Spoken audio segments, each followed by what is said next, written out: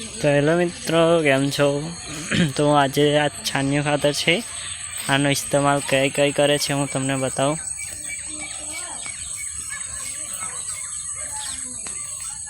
જો આ છાણિયું ખાતર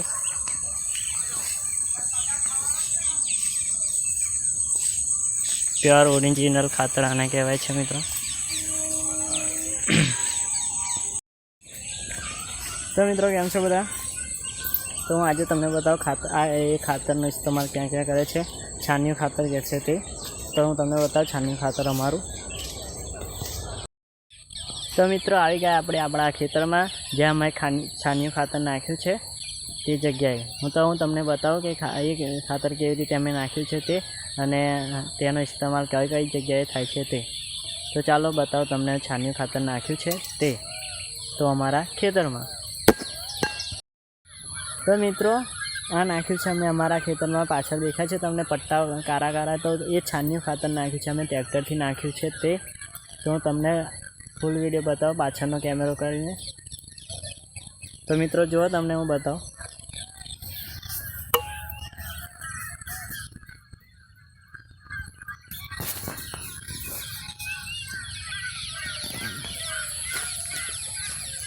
તો મિત્રો જો આ ખાતર નાખ્યું છે અમે તે છાણિયું ખાતર ઊભા પટ્ટા પાડી રાખ્યા છે. ટ્રેક્ટરથી અમે નાખ્યું છે જો આખા ખેતરમાં અમારા દેખાય છે મિત્રો. તો આ પહેલાં એટલે નાખે તો પહેલાં જમીન પોચી થઈ જાય અને ખાતર ઉપર પછી હવે દોતી મારવાની છે અમારે ટ્રેક્ટરથી.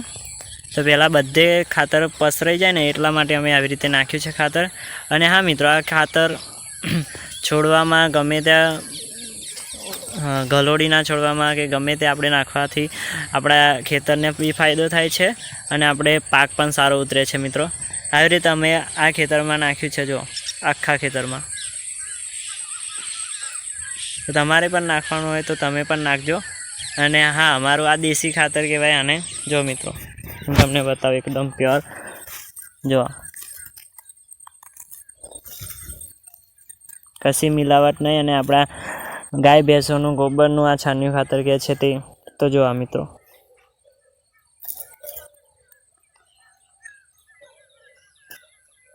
તો જોઈ લીધો મિત્રો.